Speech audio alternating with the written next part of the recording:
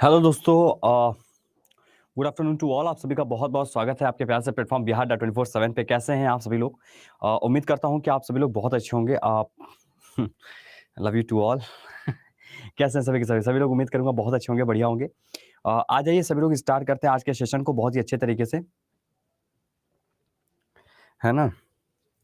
अच्छा जी, गुप्ता जी बहुत बहुत धन्यवाद आपका। और अच्छे तरीके से स्टार्ट करते हैं और साथ में यहाँ पर सेल की बात करेंगे हम लोग।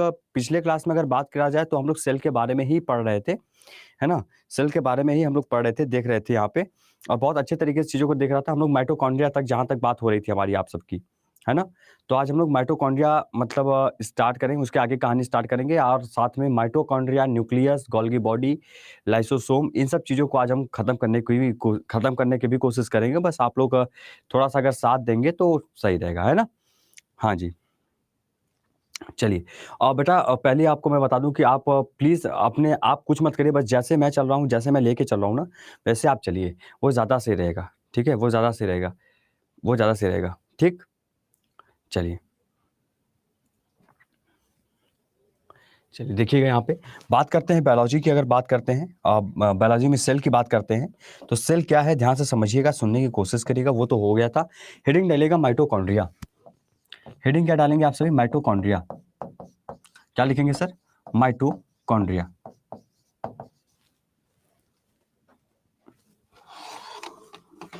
क्या लिखेंगे सर? माइटोकॉन्ड्रिया। बात करें माइटोकॉन्ड्रिया की तो इसे हिंदी में कहा जाता है सूत्रकणिका। क्या कहा जाता है? सूत्रकणिका। अब उसके आगे की कहानी आप लोग लिखना शुरू कीजिएगा, जहां पर हम लोगों ने कल कहानी खत्म किया था सैटरडे को, फ्राइडे को, ठीक है। उसके आगे good afternoon to all, good afternoon. डरने की कोई ऐसी कोई बात नहीं, आप लोग डरिए मत, आप लोग आराम से पढ़ाई कीजिए, बिल्कुल रिलैक्स होकर, एकदम रिलैक्स होकर आप बिल्कुल चलेंगे, बिल्कुल कोई घबराहट वाली बात नहीं है अभी, ठीक है, प्लीज। हाँ सलीमुद्दीन जी, आपका भी कमेंट मुझे दिखाई देता है बच्चा, सभी का कमेंट हमें दिखाई दे रहा है, ठीक है, डोंट वरी। बात करेंगे माइटोकॉन्ड्रिया की, तो माइटोकॉन्ड्रिया में सूत्रकणिका के उसके आगे की कहानी पढ़ेंगे।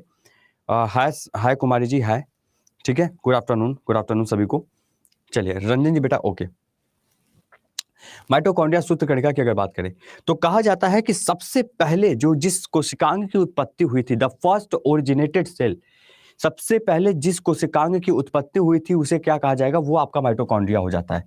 तो first originated organelle, first originated organelle क्या लिखा जाएगा? फर्स्ट ओरिजिनेटेड ऑर्गेनेल, यानी कि सबसे पहली जो आपकी उत्पत्ति हुई थी, क्या हुई थी भाई? उत्पत्ति होती, सबसे पहली उत्पत्ति जिस कोशिकांग की होती है, सबसे पहली उत्पत्ति जिस कोशिकांग की होती है, वो आपका क्या हो जाता है? माइटोकॉन्ड्रिया हो जाएगा, सूत्रकणिका हो जाएगा। पहली चीज समझ में आई? ठीक, सबसे पहली उत्पत्ति होने वाली जो कोशिकांग है वो कौन सा हो जाएगा? माइटोकॉन्ड्रिया हो जाएगा, ठीक है। चलिए बहुत बढ़िया। क्या ये माइटोकॉन्ड्रिया प्रोकैरियोटिक सेल में पाया जाता है? क्या ये माइटोकॉन्ड्रिया प्रोकैरियोटिक सेल में पाया जाता है? बताइए, क्या ये माइटोकॉन्ड्रिया प्रोकैरियोटिक सेल में पाया जाता है? बताइए। सभी का मैसेज आ रहा है, प्लीज आप अपने मैसेज के चक्कर में टाइम वेस्ट मत करिए। सर आप केबल और कॉपी पेन लेकर लैंड इस फुल स्क्रीन में मैं क्लास को देखिए, प्लीज फालतू का कोई ऐसा कमेंट मत करिए जिसका कोई मतलब ना हो, ठीक है जी। बताइए, पाया जाता है जी। तो याद रखिएगा कि it is also present in prokaryotic cell. ये क्या होता है? प्रोकैरियोटिक सेल, यानी प्रोकैरियोटिक कोशिका में। किसमें सर? प्रोकैरियोटिक, प्रोकैरियोटिक, प्रोकैरियोटिक कोशिका में पाया जाता है। प्रोकैरियोटिक कोशिका में क्या होता है सर? पाया जाता है, प्रेजेंट होता है, ठीक है। क्या होता है? पाया जाता है, ठीक है। माइटोकॉन्ड्रिया आपका प्रोकैरियोटिक सेल में पाया जाता है, ठीक है। बात समझ में आया? क्लियर है सभी को? It is found in prokaryotic cell, बिल्कुल सही बात है, ठीक है सर। आगे चला जाए, बहुत बढ़िया। उसके बाद पूछा जाएगा कि सर इसका डायमीटर कितना होता है। पेपर में जो सवाल आया वो ये आया कि बताइए माइटोकॉन्ड्रिया का डायमीटर कितना होता है, यानी इसका व्यास कितना होगा। तो आप क्या जवाब देंगे? जो इसका व्यास होता है वो होता है 0.2 माइक्रो 0.2 से लेकर 1 माइक्रोन तक। बात समझ में आया? 0.2 से लेकर 1 माइक्रोन हो जाएगा, यानी कि आप क्या लिखेंगे? 0.2 से लेकर 1 माइक्रोन हो जाता है। क्लियर है? ये इसका क्या है? ये इसका डायमीटर है। ये इसका क्या है? ये इसका डायमीटर है, ठीक है सर। क्लियर है? बात समझ आया सभी को? ठीक है, चलिए बहुत बढ़िया। इसकी लंबाई कितनी होती है सर? इसकी जो लंबाई होती है, लेंथ होती है, वो होती है सर 1.0 से लेके 4.1 माइक्रोन तक। ठीक है, 1.0 से लेके 4.1 माइक्रोन तक एक माइटोकॉन्ड्रिया की लंबाई होती है, लेंथ होती है। ये इसका व्यास होता है और ये इसकी लंबाई होती है। इस बात को बहुत अच्छे से समझ लीजिएगा और लिख लीजिएगा। ठीक है, ये पॉइंट क्लियर सभी को ना? ठीक, तो आपने क्या देखा, अगर बात करें माइटोकॉन्ड्रिया की, तो माइटोकॉन्ड्रिया का लेंथ आपने देख ही लिया, आपने कहा डायमीटर होगा, आपने कहा प्रोकैरियोटिक इस तरीके से, और साथ में आपने देखा था फर्स्ट ओरिजिनेटेड ऑर्गेनेल की पहली उत्पत्ति वाली आपकी कोशिकांग है। क्लियर है सभी को यहाँ पे? क्लियर है सर?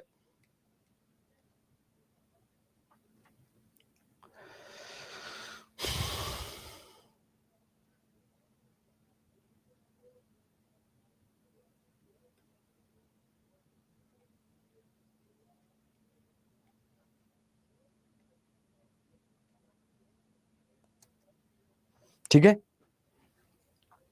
बहुत बढ़िया। आगे चला जाए, आगे चलते हैं, आगे बात करते हैं सर। आगे हमने क्या देखा, आगे बात करेंगे। अगर बात करें माइटोकॉन्ड्रिया की, तो पूछा जाता है माइटोकॉन्ड्रिया को सबसे पहले किस वैज्ञानिक के द्वारा देखा गया था? तो आप क्या जवाब देंगे? सबसे पहला जिस वैज्ञानिक के द्वारा देखा गया था, आप क्या लिखेंगे? द फर्स्ट ऑब्जर्व, पहली बार जो ऑब्जर्व किया गया था, पहली बार जिस वैज्ञानिक के द्वारा ऑब्जर्व किया गया था, उनका नाम था कोलिकर साहब। उनका नाम क्या था? पहली बार जिस वैज्ञानिक के द्वारा इसको देखा गया था, ठीक है, उनका नाम क्या था? सबसे पहली बार किसने देखा? प्रथम बार किसने देखा सर? आप बोलेंगे प्रथम बार जो देखा गया, वो देखा गया कोलिकर साहब के द्वारा। किसके द्वारा देखा गया था? कोलिकर साहब के द्वारा, कोलिकर साहब के द्वारा। ठीक है, कोलिकर नाम के वैज्ञानिक हैं जिनके द्वारा यह पहली बार देखा गया था। पूछा जाता है कि इन्होंने माइटोकॉन्ड्रिया को पहली बार कहाँ देखा था? आप बताएंगे सर इन्होंने देखा था मसल्स ऑफ इंसेक्ट में। कहाँ देखा था? मसल्स ऑफ इंसेक्ट में। बात समझ में आया? मसल्स ऑफ इंसेक्ट में, यानी कि एक कीट की मांसपेशियों की बात हो रही है। किसकी बात हो रही है? एक कीट की जो पेशियां हैं उसके अंदर देखा गया था, एक कीट की पेशियों के अंदर देखा गया था। जो मसल्स है एक इंसेक्ट की, उस मसल्स, इस इंसेक्ट के मसल्स में देखा गया था। तो कहने का मतलब यह है कि माइटोकॉन्ड्रिया जिसको पहली बार, प्रथम बार किसने देखा? आप बताएंगे सर कोलिकर ने देखा, कोलिकर नाम के वैज्ञानिक ने देखा। कहां देखा? मसल ऑफ इंसेक्ट, यानी कि एक कीट के पेशियों में देखा गया। क्लियर है सभी को? बात समझ में आई? ठीक, क्लियर है जी। सर लंबाई में क्या लिखा है?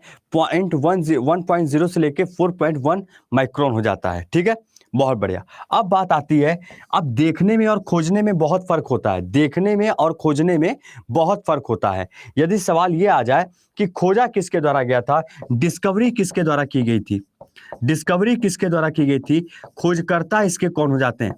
एक तो होता है कि देखना और बोलना कि ठीक है ये होता है, और एक होता है इसको देखने के बाद खोजना, उसके बारे में पूरे चीज को बताना। ये बहुत बड़ी बात है। तो जो खोज कर पूरी तरीके से बताया गया, वो बताया गया दो वैज्ञानिक के द्वारा, जिनका नाम था अल्टमैन, जिनका नाम था अल्टमैन, और एक इनके साथी हुआ करते थे फ्लेमिंग।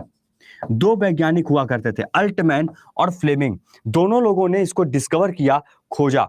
ठीक है, क्या किया? खोजा। कब खोजा सर? 1890 में। कब खोजा सर? 1890 में। तो यहां पर आपको क्या याद रखना है कि माइटोकॉन्ड्रिया को ऑब्जर्व करने वाले, पहली बार देखने वाले जो वैज्ञानिक थे, वो आपके कोलिकर साहब थे। और इसी माइटोकॉन्ड्रिया को जो सबसे पहली बार खोजा गया था, वो पूरे बारे में उसके बताया गया था, वो दो वैज्ञानिक हुआ करते हैं, अल्टमैन और फ्लेमिंग। क्या होते हैं? अल्टमैन और फ्लेमिंग, अल्टमैन और फ्लेमिंग। ठीक है, अल्टमैन और फ्लेमिंग। चलिए ठीक है सर, इस बात को आप सब लोग समझ गए? बहुत अच्छा, गुड आफ्टरनून, गुड आफ्टरनून बेटा। ठीक है, क्लियर सभी को यहां तक? हाँ बेटा, वो भी वही चीज है। मतलब देखो ऐसा क्या होता है, अब आपने क्या किया भाई, आपने टॉफी को सुना, लोगों से यह सुनेगा। जैसे आप चॉकलेट लेने गए, टॉफी लेने गए, चॉकलेट टॉफी लेने गए, आपने क्या किया? देखा, हाँ यार टॉफी है, आपने खा लिया, बस ठीक है, खट्टा होता है, आपने खाया, उसे बताया कि खट्टा होता है। अब ये खट्टा क्यों होता है, ये किससे बनता है, ये टॉफी आया कहां से, इस बारे में बताया इन लोगों ने। तो माइटोकॉन्ड्रिया को एक तरीके से पहली बार तो इन्होंने ही देखा ना, इन्होंने ही बताया था कि ये अपने शरीर में पाया जाता है, पर अब क्यों पाया जाता है, क्या काम होता है, इसके होने से क्या फायदा है, क्या नहीं फायदा है, ये इन्होंने बताया। तो स्पेशली ऑब्जर्वेंस करने में और डिस्कवरी में बहुत फर्क होता है, देखने में और उसको देखकर उसके ऊपर चर्चा करके उसे जो है सही उसके बारे में बताने में बहुत फर्क होता है, समझे? ये चीज है, 2 पॉइंट है, ठीक है। पर जब पेपर में आएगा तो आप कोलिकर ही बताएंगे, अगर ऑप्शन में कोलिकर है तो कोलिकर ही बताएंगे, बट यदि पेपर में ऑप्शन में कोलिकर नहीं है तो आप अल्टमैन या फ्लेमिंग को बताएंगे। बात समझ में आया? ठीक है, ठीक है, बहुत बढ़िया। चलिए ठीक, अब आगे चलते हैं, आगे चलते, ज्यादा कंफ्यूजन नहीं है, कंफ्यूजन कुछ नहीं, आप कुछ ज्यादा दिमाग लगा रहे हैं, आप कुछ ज्यादा ओवर स्मार्ट बनने की कोशिश कर रहे हैं, और मेरे क्लास में ओवर स्मार्टनेस की कोई वैल्यू नहीं होती है। प्लीज आप ओवर स्मार्ट मत बनिए, प्लीज आप अपना ज्यादा दिमाग मत लगाइए, बस बात सुनिए और समझिए और उसको लिखिए। 3 काम करिए, जहां अपने ज्ञान का परिचय देना शुरू करेंगे कि मैं 30 मार खान हूं, आप खत्म हो जाएंगे सर, खत्म, टाटा बाय बाय। ठीक है, समझ में आई बात? चलिए आगे चलते हैं। अब यहां पर बात, अरे 1894 का मतलब यह हुआ कि पूरा विश्लेषण इसका निकलकर 1894 में आया, तो इसलिए 1894 हमने बताया। 1894 डेट कभी मैटर नहीं करता सर बायोलॉजी में। आप हिस्ट्री नहीं पढ़ रहे हैं कि मुगल बादशाह ने कब जो है आक्रमण किया था भारत पे, सर आप हिस्ट्री नहीं पढ़ रहे हैं, तो डेट कोई मैटर नहीं करता। डेट इसलिए लिखवा देता ताकि आपको बस पता रहे, वरना कभी जीवन में आपके काल में यहां से सवाल नहीं आएगा 1890 वाला, पर यह जरूर आएगा। ठीक है, अपनी घोबड़ी मत लगाएं सर प्लीज। नहीं सर, नहीं दिख रहा बेटा, नहीं दिख रहा, रिज्वाइन, एक बार रिज्वाइन कर लीजिए, रिज्वाइन कर लीजिए सर। अरे अभिषेक जी आपको नहीं कर रहा बच्चा क्या, आप भी नहीं कह रहा आपको, बहुत सारे बच्चे देख रहे हैं क्लास में, भी 600 बच्चे हैं बने हुए, क्या कर रहे हो? मतलब कुछ तो शर्म कर लिया करो, तुम लोग क्या पूछते हो क्या नहीं पूछते हो। ठीक है, अब देखिए हमने क्या लिखा, हमने कहा सर डिस्कवरी हो गई, यहां पे ऑब्जर्वेंस हुआ। अब हमने क्या पूछा आपसे, अब हमने कहा कि सर अगर बात करते हैं माइटोकॉन्ड्रिया की, तो जल्दी से बताइए फाइला नाम किसके द्वारा दिया गया था? एक नाम दिया गया था सर माइटोकॉन्ड्रिया को, एक नाम दिया गया फाइला। ये फाइला नाम किस वैज्ञानिक के द्वारा दिया गया था? माइटोकॉन्ड्रिया को फाइला बुलाने वाले वैज्ञानिक कौन थे? चलिए बताइए, माइटोकॉन्ड्रिया को फाइला बुलाने वाले वैज्ञानिक कौन थे? बताइए जल्दी से। माइटोकॉन्ड्रिया को फाइला बुलाने वाले वैज्ञानिक कौन थे सर? अल्टमैन थे बच्चा, फ्लेमिंग थे, फ्लेमिंग थे, फ्लेमिंग ने कहा था सर माइटोकॉन्ड्रिया को फाइला कहा जाता है, ये बात फ्लेमिंग ने कही थी। ठीक है, यहां पर फ्लेमिंग हो जाएगा, फ्लेमिंग साहब ने बताया था, यहां पर फाइला। ठीक है, बात समझ में आया, बात समझ में आया। और इसी माइटोकॉन्ड्रिया को बायोप्लास्ट किसने कहा था सर? इसी माइटोकॉन्ड्रिया को बायोप्लास्ट किसके द्वारा कहा गया? वो कहा गया था अल्टमैन के द्वारा। इसी माइटोकॉन्ड्रिया को बायोप्लास्ट किसके द्वारा कहा गया था? वो कहा गया था अल्टमैन के द्वारा। ठीक है, तो आपने क्या देखा, अगर बात करें फाइला की, तो माइटोकॉन्ड्रिया को फाइला के नाम से जाना जाता है, इन्होंने इसको फाइला का नाम दिया था, और ये वैज्ञानिक हुआ करते हैं आपके फ्लेमिंग। उसी प्रकार से यहां पर माइटोकॉन्ड्रिया को यहां पे बायोप्लास्ट नाम दिया गया, और उस वैज्ञानिक के नाम हुआ करते हैं अल्टमैन। ठीक है, बात समझ में आया? ठीक है, और जब कोलिकर साहब की बात करें, तो कोलिकर साहब ने इसी माइटोकॉन्ड्रिया को सार्कोसोम का नाम दिया था। इसी माइटोकॉन्ड्रिया को कोलिकर साहब ने क्या बताया था? सार्कोसोम बताया था। क्या बताया था सर? सार्कोसोम बताया था। ठीक है, कोलिकर साहब ने क्या नाम दिया था माइटोकॉन्ड्रिया को? सार्कोसोम बताया था। ठीक है, हाँ मुझे याद है कि मैं पहले वाली क्लास में फाइला जो है अल्टमैन बता दिया था और बायोप्लास्ट फ्लेमिंग बता दिया था, उसको चेंज कर लीजिएगा, उसको चेंज कर लीजिएगा सर। बात समझ में आया? उसको चेंज कर लीजिएगा, मुझे याद है। ठीक है, चलिए यहां पर मैंने क्या बोला, मैंने कहा सर माइटोकॉन्ड्रिया की बात हो रही है, माइटोकॉन्ड्रिया को फाइला के नाम से जाना जा रहा है।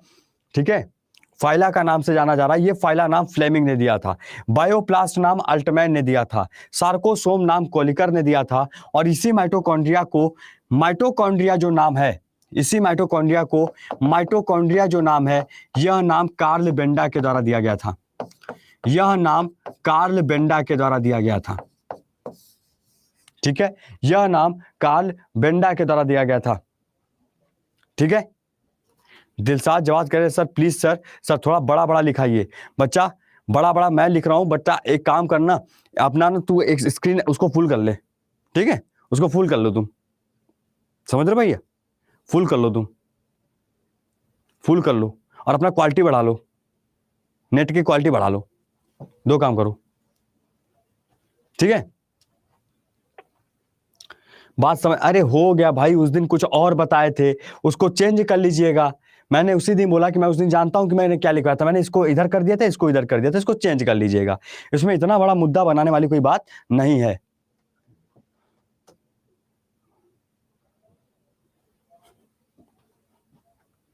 गधा नहीं तो बिल्कुल जो है एकदम अनपढ़ गवार वाली बातें करते हो आप लोग कभी कदार। लगता ही नहीं है कि एक सरकारी नौकरी की तैयारी के मूड में बैठे हो, लगता ही नहीं है, बिल्कुल एकदम दो टके वाली बात।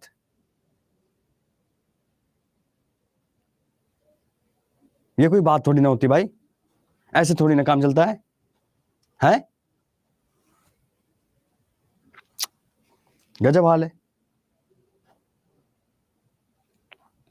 लगना तो चाहिए एक स्टूडेंट बात कर रहा मुझसे, बस मैंने एक बार बोल दिया कि बेटा उस दिन चेंज हो गया था, चेंज कर लो, बात खत्म वहीं पे। नहीं, अब उस पर बहस चीज पे संसद भवन में जाके असेंबली में लड़ाई होगी, आज चर्चाएं होंगी, तभी जाके फैसला नतीजा निकलेगा। आप जितनी मेहनत मैं कर रहा हूं ना, उतनी उसमें से आप 1% अपनी लाइफ में मेहनत दे दी सर।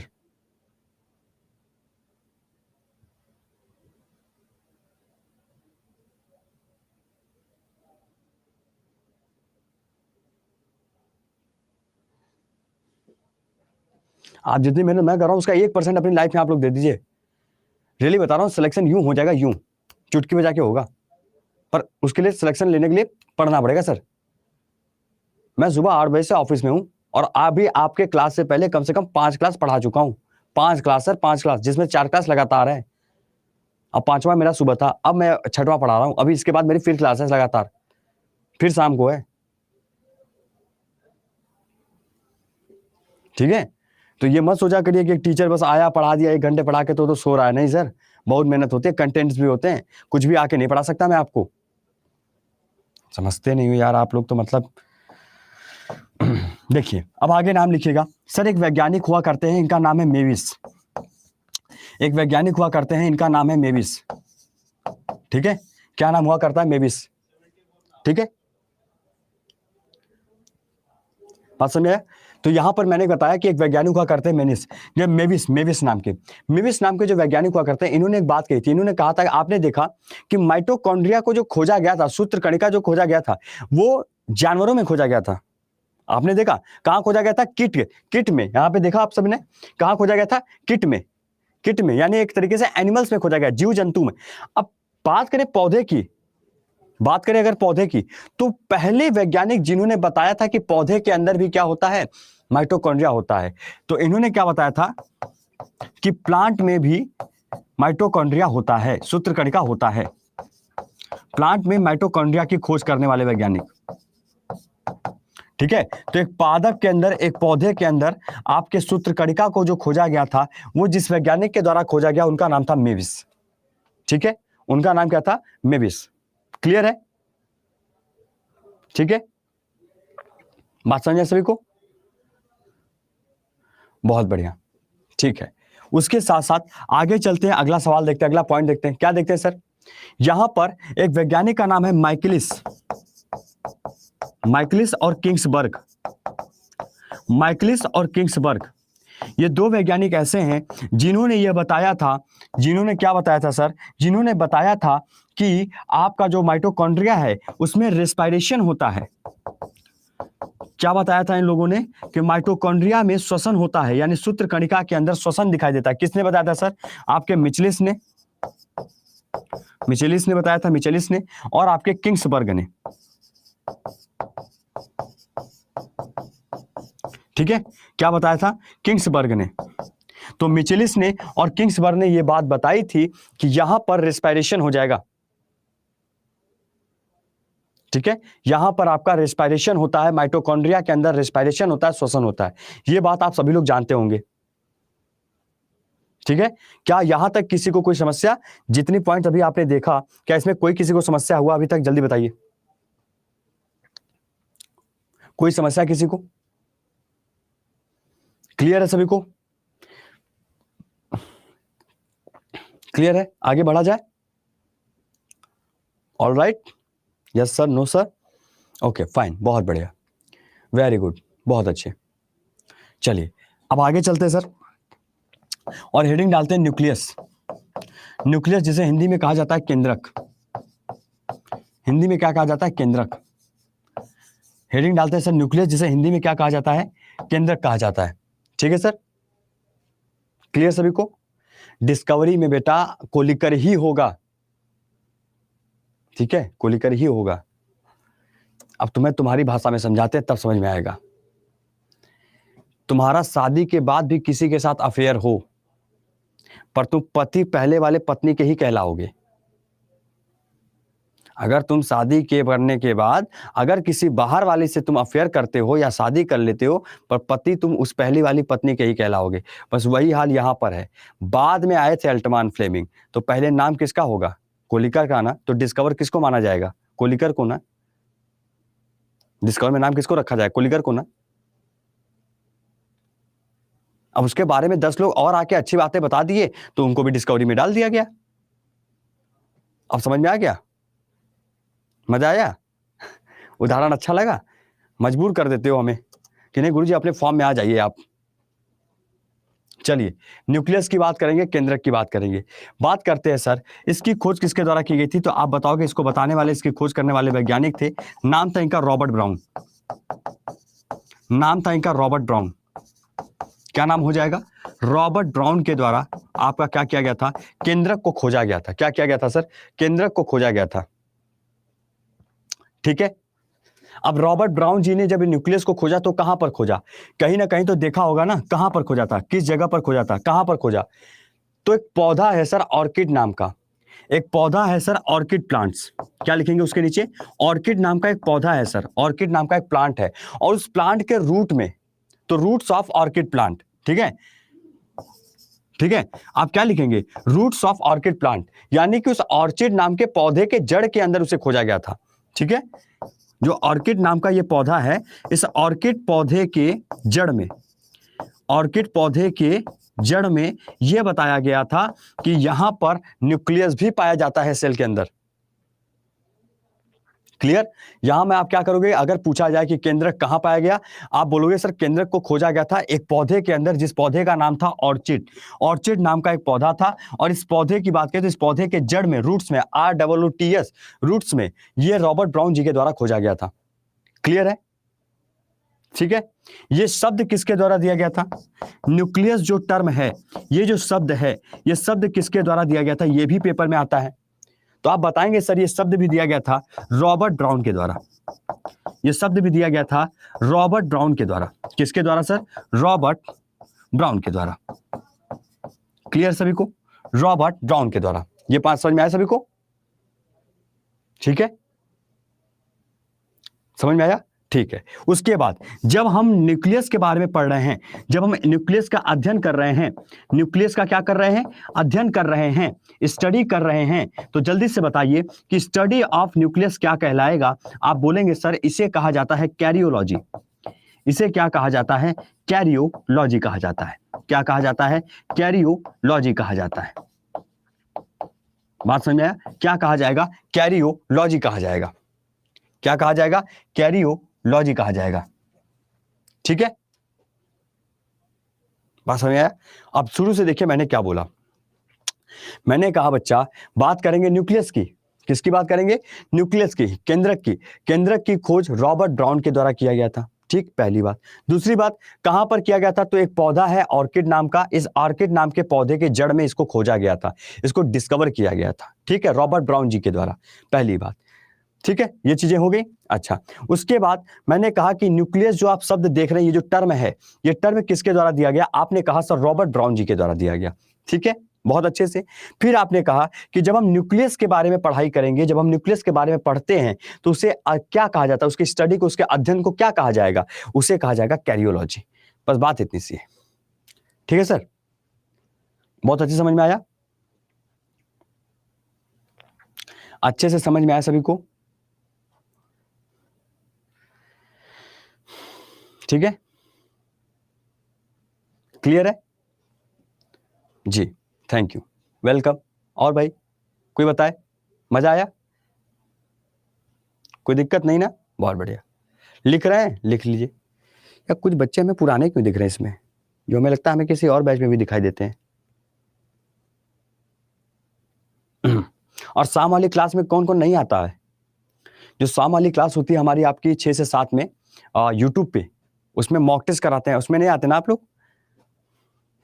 दोनों लैंग्वेज होगा बच्चा, दोनों लैंग्वेज होंगे। ठीक है, उसमें आया करिए, मॉक टेस्ट है वो। आते हैं आप? बहुत बढ़िया।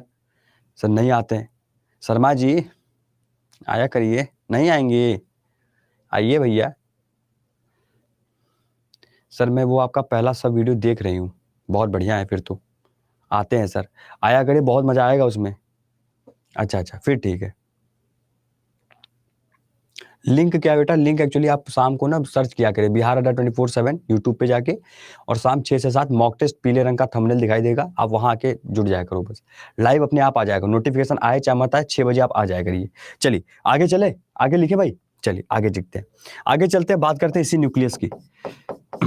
बात करेंगे न्यूक्लियस यानी केंद्रक की। ठीक है, चलिए उसके आगे लिखना कोशिश करिए, उसके आगे लिखने की कोशिश करिएगा। लिखिएगा कि जो न्यूक्लियस होता है ये सबसे बड़ा कोशिकांग है, largest organelle of the cell, largest organelle of the cell, largest organelle of the cell, सबसे बड़ा कोशिकांग। अगर आपसे कोई कहे कि सबसे बड़ा कोशिकांग पूरे कोशिका के अंदर कौन सा होता है, तो आपका क्या हो जाएगा? आपका न्यूक्लियस हो जाएगा। Largest organelle of the cell, सबसे बड़ा कोशिकांग इसे कहा जाता है। बात समझ में आया? उसी प्रकार से इसी न्यूक्लियस को ब्रेन ऑफ सेल बोला जाता है। क्या बोला जाता है? कोशिका का दिमाग बोला जाता है, कोशिका का दिमाग बोला जाता है, या मस्तिष्क बोला जाता है। तो कोशिका का दिमाग कहा जाए, चाहे कहा जाए कि सबसे बड़ा कोशिकांग कौन सा है, तो आप बताएंगे न्यूक्लियस है, यानी केंद्रक है। पॉइंट क्लियर समझ में आया? क्या पॉइंट क्लियर आया? सबसे बड़ा सेल नहीं पूछा बच्चा, रंजन जी देखिएगा मैंने क्या कहा, मैंने कोशिका नहीं पूछा सबसे बड़ी कोशिका कौन सी, मैंने ये पूछा सबसे बड़ा कोशिकांग जो कि कोशिका के एक अंदर पाई जाती है। ठीक है, सैम सिंह जी, कोई बात नहीं बेटा। ठीक है, यहां तक क्लियर है? हाँ, सबसे बड़ी कोशिका ऑस्ट्रिच का एक है, ये आपने बताया, बहुत बढ़िया, सही है। अब आगे चला जाए।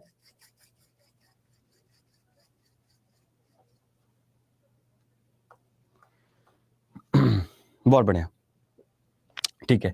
अब इसी न्यूक्लियस की बात करें, सपोज दैट कि ये सेल है और बीच में न्यूक्लियस है, तो न्यूक्लियस को बचाने के लिए इसके चारों तरफ कोई ना कोई मेम्ब्रेन पाया जाता होगा। ये आपका न्यूक्लियस है, ठीक है, ये आपका सेल है, पूरा सेल के बीच में न्यूक्लियस है, केंद्रक है। अब न्यूक्लियस कहीं खराब ना हो, कहीं इसको नुकसान ना पहुंचे, इसके लिए चारों तरफ कोई ना कोई लेयर तो पाया जाता होगा। उस लेयर को क्या कहा जाता है?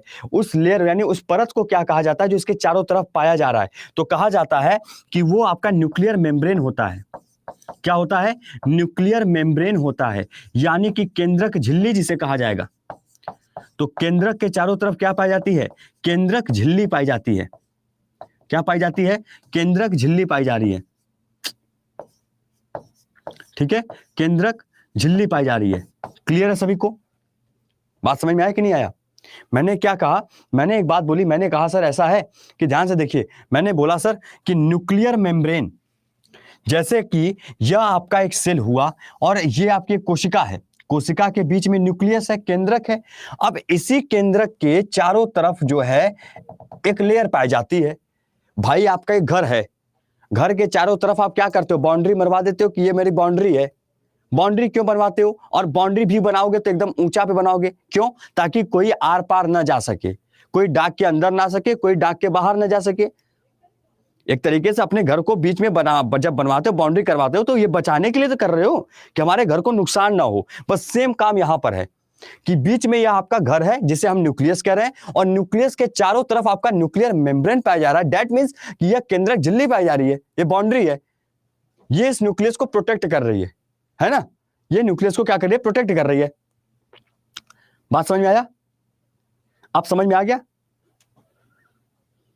हाँ जी, गोला ही होता है सिर्फ, ठीक है? क्लियर है?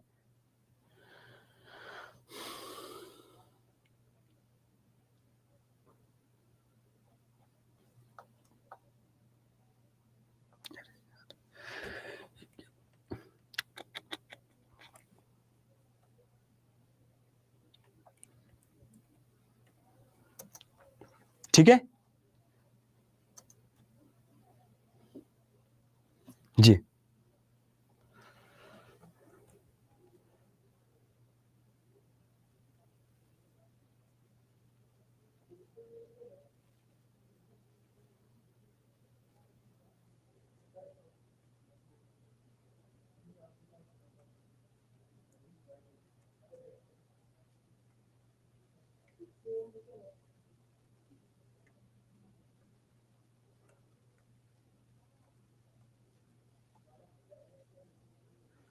जी ठीक है, क्लियर है, बहुत बढ़िया।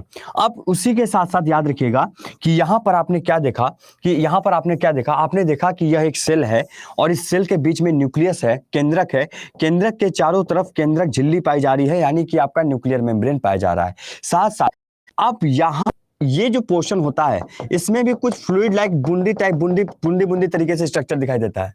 ठीक है, यहां पर मैं आपको दिखाता हूं, एक बार स्ट्रक्चर दिखा दूं आप लोगों को तो आपको समझ में आ जाएगा कि मैं क्या बता रहा हूं। जैसे मैंने यहां पर लिखा न्यूक्लियस, एक बार रुकिएगा, खुल गया भाई न्यूक्लियस।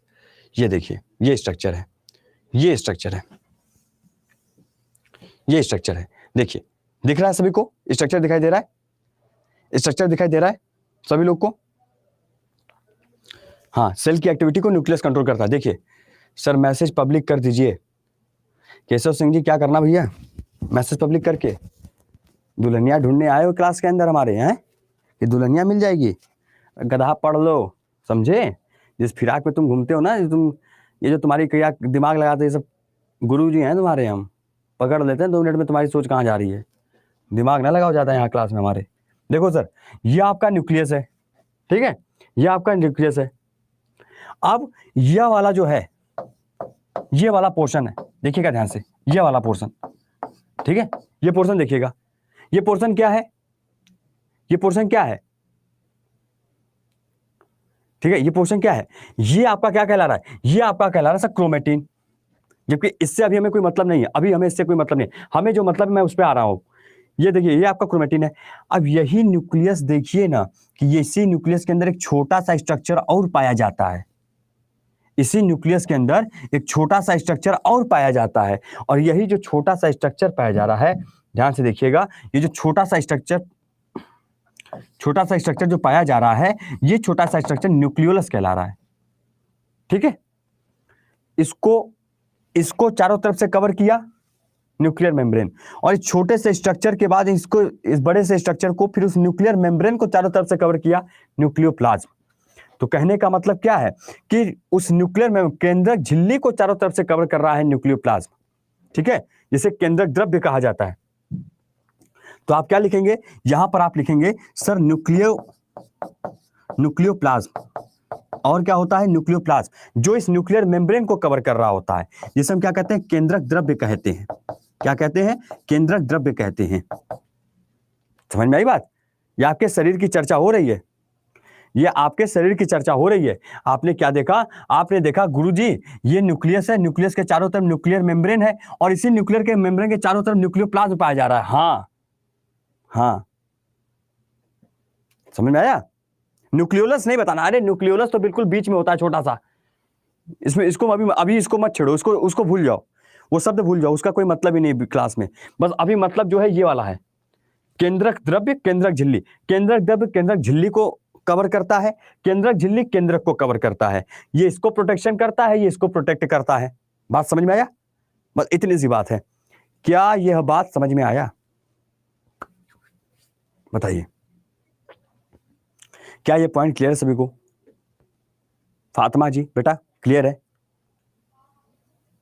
शर्मा जी बेटा क्लियर? प्रवीण बहुत बढ़िया बेटा, बहुत अच्छे जी।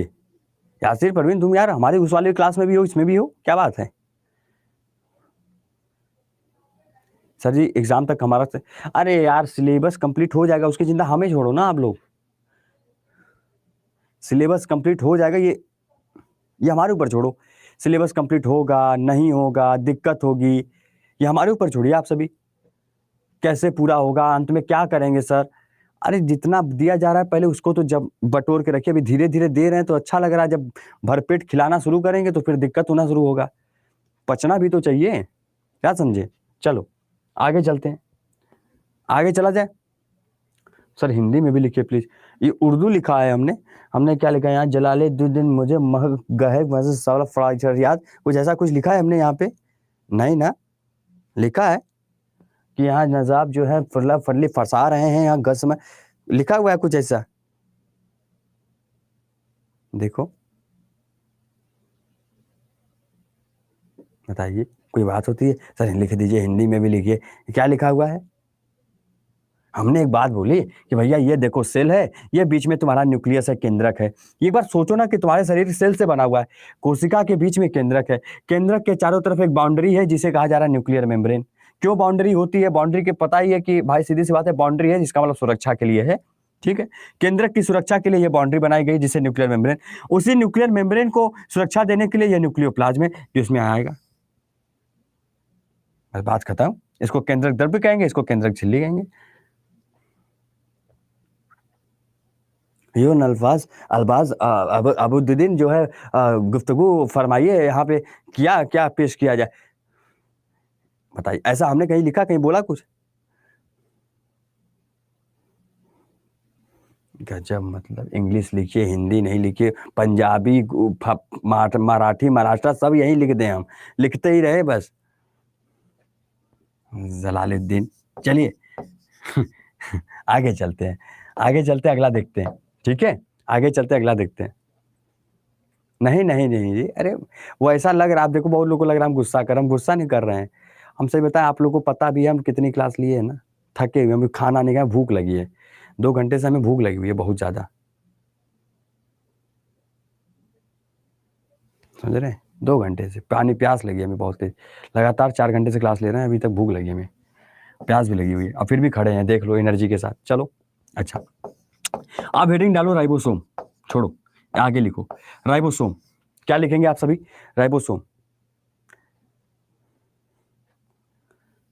ठीक है। बात समझ में आया? आशीष मौर्य बेटा ठीक है, रुक जाइए पहले पढ़ लेते हैं। राइबोसोम, ठीक है, अपना डाउट लिख दीजिए, मैं बता दूंगा। हेडिंग क्या डालेंगे? राइबोसोम। हिंदी में इसे क्या कहा जाता है? राइबोसोम कहा जाता है, ठीक। राइबोसोम की बात करेंगे। क्या होता है राइबोसोम? सर डिस्कवर किसके द्वारा किया गया था? आप बताएंगे सर डिस्कवर किया गया था पैलाडे के द्वारा। डिस्कवर जो किया गया था, खोजा जो गया था, किसके द्वारा खोजा गया था सर? तो हुआ था पैलाडे साहब के द्वारा। पैलाडे नाम के एक वैज्ञानिक हुआ करते हैं, और पैलाडे जी के द्वारा ही इसे खोजा गया था। पैलाडे नाम के एक वैज्ञानिक हुआ करते हैं जिन्होंने इसको खोजा था, आपका याद रखेंगे, ठीक है। क्लियर सभी को? बात समझ में आया? पैलाडे नाम के आपके वैज्ञानिक होते हैं जिन्होंने इनको खोजा था, ठीक है। बात समझ में आया? अच्छा, कब खोजा गया था? 1953 में। कब खोजा गया? 1953 में, ठीक है। अच्छा, इसीलिए इसको और किस नाम से जाना, इसीलिए इसका जो दूसरा नाम है, राइबोसोम का जो दूसरा नाम है, इसीलिए इसका एक और नाम है जिसे हम लोग क्या कहते हैं? That was पैलाडे granules. पैलाडे ग्रेन्यूल्स, क्या बोलते हैं? पैलाडे ग्रेन्यूल्स, यानी पैलाडे कण, ठीक है, पैलाडे कण। तो राइबोसोम को ही क्या बोला जाता है? पैलाडे ग्रेन्यूल्स बोला जाता है, ठीक है। पैलाडे ग्रेन्यूल्स इसे बोला जाता है। और देखिए सैम सिंह तो शायद मेरी क्लास सुबह 10 बजे से देख रहे हैं, क्यों सैम सिंह जी? पॉलिटी की क्लास आप पढ़ रहे थे मेरी, है ना? जब मैं पॉलिटी पढ़ा रहा था शायद आप थे उस क्लास में, मुझे याद आ रहा है। सैम सिंह एक स्टूडेंट है, ये अपना ले रहा था क्लास 10 बजे। तो देखिए राइबोसोम की बात करें तो राइबोसोम की बात करें तो राइबोसोम आपका डिस्कवर किया गया था पैलाडे के द्वारा। साथ साथ इसका जो दूसरा नाम है उसे पैलाडे ग्रेन्यूल्स कहा जा रहा है। क्या कहा जा रहा है? पैलाडे ग्रेन्यूल्स कहा जा रहा है। बात समझ में आ गया सभी को? ठीक है सर, बहुत बढ़िया। अब बात आती है सर राइबोसोम किससे बना होता है? राइबोसोम किससे बना होता है? यानी कहने का मतलब समझ रहे हैं कि राइबोसोम इट्स मेक फ्रॉम, किससे बना होता है ये? तो आप क्या बनाएंगे, क्या बताएंगे? तो यहां पर दो शब्द होते हैं, एक होता है राइबो और एक होता है सोम। एक होता है राइबो, एक होता है सोम। बात समझ में आया? राइबोसोम किससे बना होता है? राइबो और सोम दो शब्द हैं। तो राइबो का मतलब होता है आरएनए और प्लस प्रोटीन। क्या लिखेगा? क्या लिखोगे? क्या लिखोगे? जरा पॉलिटी पढ़ाते हैं। हाँ जी जी जी, ठीक है। क्या लिखेंगे आप? क्या लिखेंगे? आप कहेंगे राइबो आपका क्या हो जाएगा? बताइए, भूल गई ले? देखा, राइबो जो है ये तुम्हारा आरएनए और प्रोटीन होता है। राइबो का मतलब क्या होता है? आरएनए और प्रोटीन होता है। अगर यही सोम की बात करें तो सोम का मतलब होता है ग्रेन्यूल्स। क्या होता है? ग्रेन्यूल्स। क्या लिखेंगे? ग्रेन्यूल्स यानी कण, है ना? क्या लिखेंगे? ग्रेन्यूल्स यानी कण। तो कहने का मतलब क्या हुआ?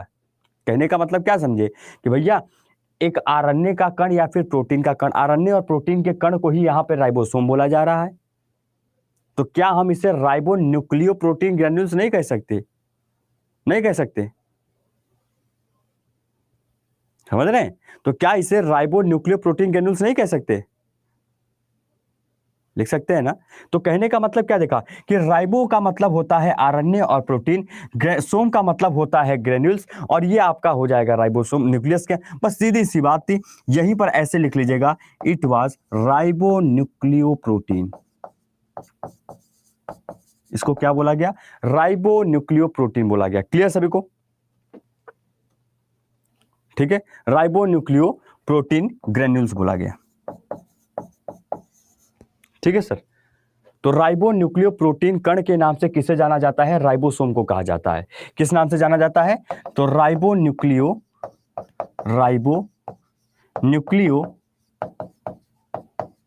प्रोटीन कण।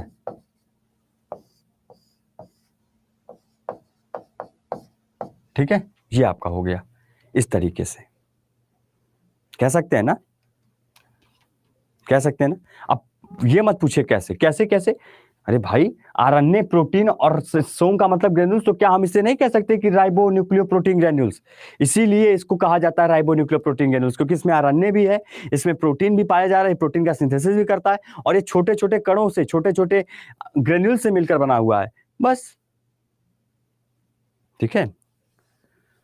सॉरी सर, आज लेट हो गया। इट्स ओके सर, वैसे तो मैंने आपका यूट्यूब वीडियो क्लास का कॉपी में नोट्स बना रही हूँ। Thank you sir. हाँ जी बिल्कुल, थैंक यू, आपका भी धन्यवाद। आप नोट्स बनाइए, सभी लोग नोट्स बनाइए। हम तो पहले ही कहते हैं मेरी क्लास का नोट, साइंस एक ही बार पढ़ाई होती है सर, बार बार नहीं। बार एक बार पढ़ो और एग्जाम निकाल के आओ, चाहे कोई कोई एग्जाम ना दे के आओ। ठीक है, चलिए। अच्छा, अब आगे चलते हैं। अब आगे चलते हैं।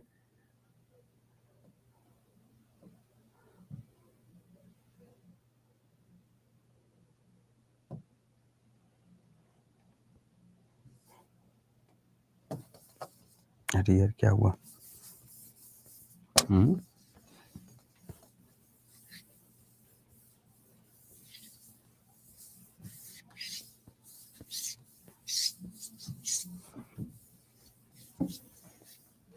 ठीक है, अब आगे क्या लिखने वाले हैं, ध्यान से देखिएगा।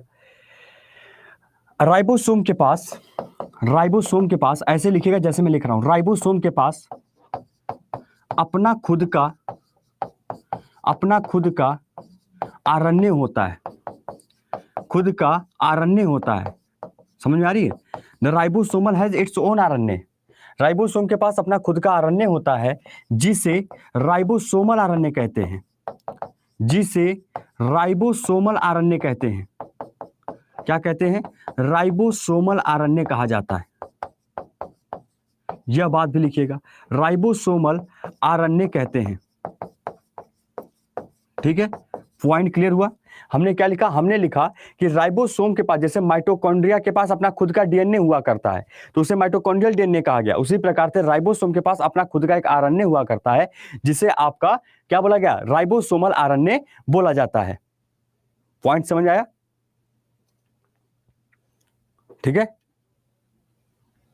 अंदर होता है बेटा, अब शर्मा जी अंदर होता है वो, ठीक है। आरएनए का फुल फॉर्म बताइए सर।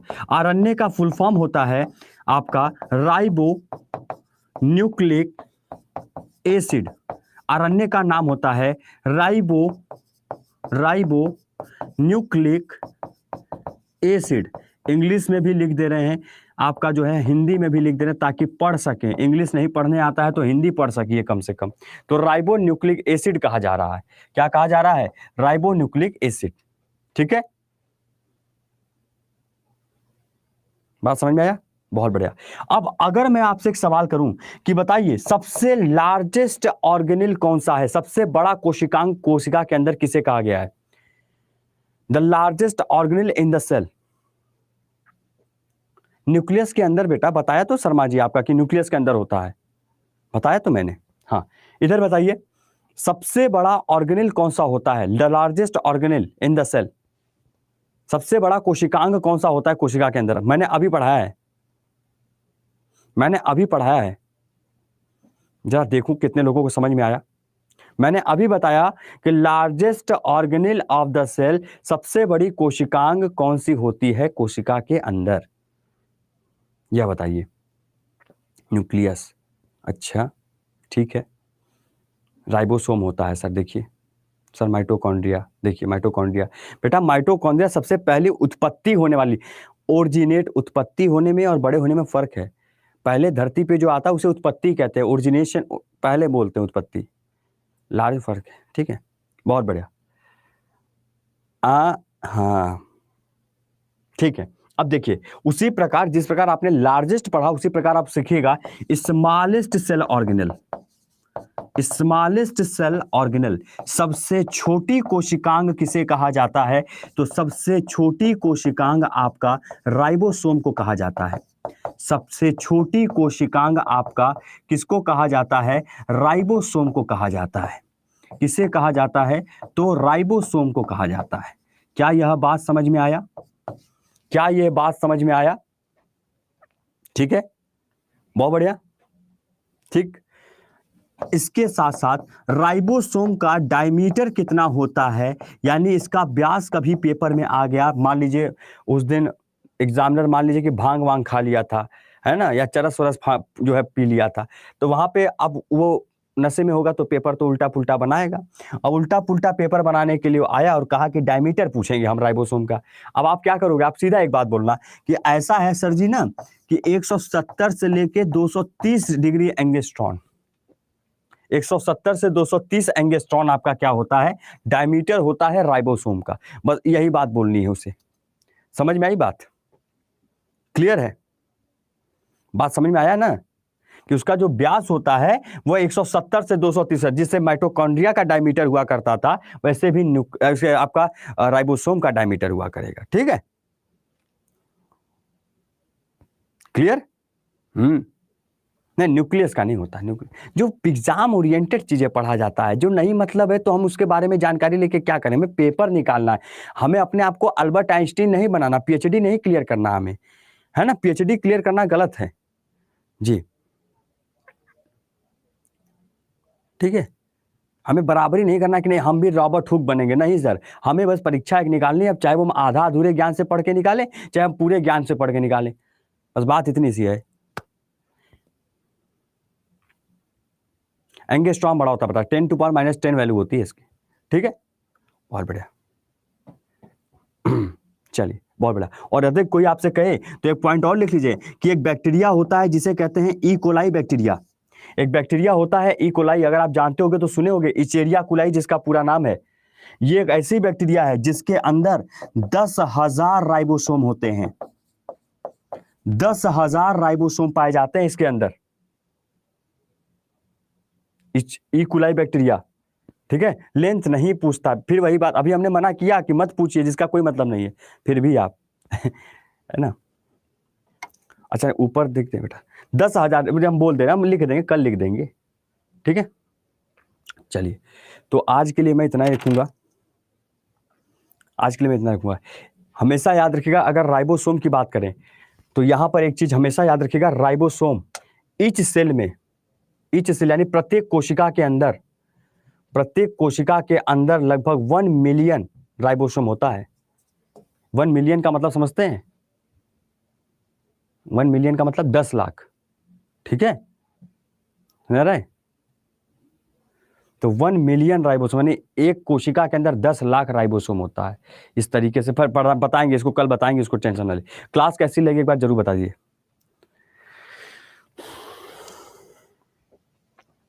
ठीक है, चलिए तो आज के लिए इतना ही।